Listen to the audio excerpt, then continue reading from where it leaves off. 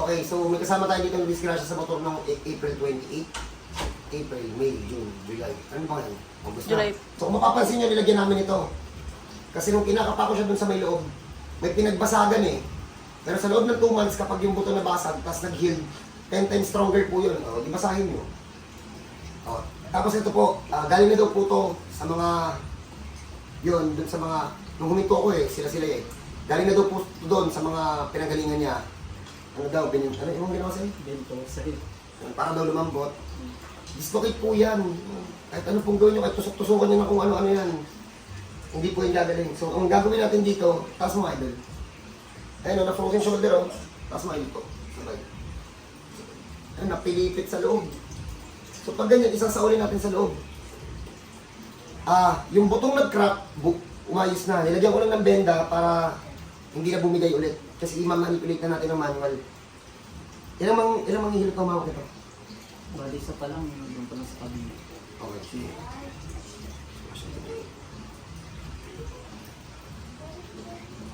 Teka lang, relax lang. Nakalali ka lumaban. Bagsak. Wala, din ka sa likod. Bagsak. Relax lang, idol. Hindi kita ano. Relax lang ha. Relax lang. Relax lang. Teka lang, makalaban siya. Ayaw pumasok sa loob. Idol, relax lang. Relax lang. Ibigay man. Bagsak ng balikat. Ibigay man. Oh, hinga na malalim. Buga. Pasok. Ah. Okay natin. Yan, nasa loob na.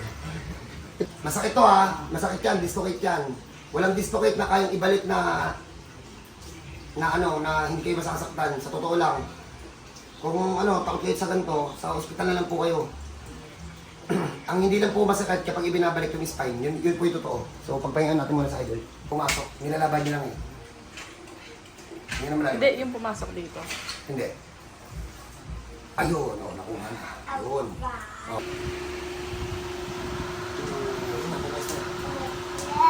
Relax.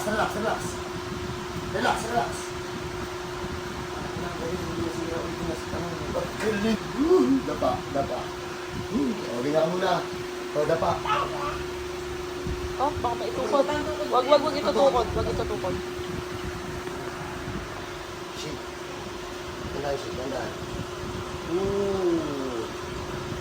Ang galing. Oh, shit. Layo mo na konti. Balik sa dati. Congrats. Bawal itukod, kuya, ha? Pahinga lang. Grabe siya mag-kiss, no? Yay!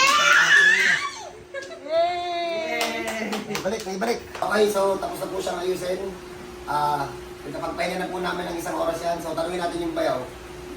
Idol, anong nakita mo? Ano po, naglungkot-lungkotan siya sa inyo. Ayaw na kalahating oras. Kalating oras. So ayun na, una kayo. Hindi ito masarap. Hindi yan masarap ibalik. Para dahil na sinisa. Oo. Pero ito, at least totohanan tayo. Hindi yan sinisession. Hindi sinisession po ang frozen shoulder, ha? Kung may mga mapupuntahan po kayo na sasabihin sa inyo na katulad dito, lapit mo shit. Oy hindi ako yung nagkwento nito, idol. Di namin nila, bento sa, Oo. tapos pulsation pa daw. Yun. Napatingin ka din. Napag-isip din ako kung paano ipaprocession yan eh. So, hindi naman, pasensya na po kayo kasi tumigil ako ng matagal. Kung hindi man ito mag-viral, i-share nyo na lang po para maging aware yung iba. Hindi po sinisession ng frozen shoulder. Yun po. Pasensya na po kung napatigil ako ng matagal. Hindi ko alam kung mag-viral to. Kasi gawa ng, sa tagal kong tumigil, share nyo na lang po para makatulong tayo sa iba. Ngayon, idol, bala na kayo kung anong gagawin nyo para kumalat. So, hindi ko naman expected na kakalat to, pero yun po, hindi yan sinisession. Para kasalanan ko pa na huminto ako eh, naligaw yung iba. Napunta sa kansahan sa.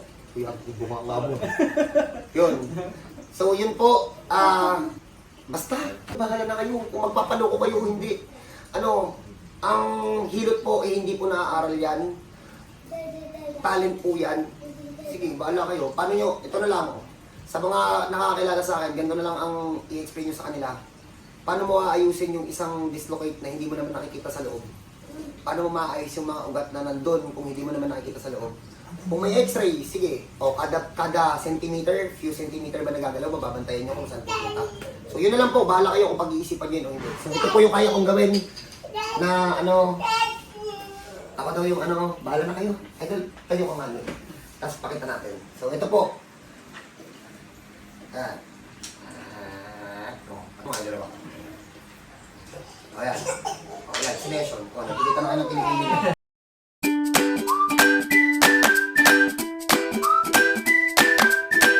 Anong umitim na?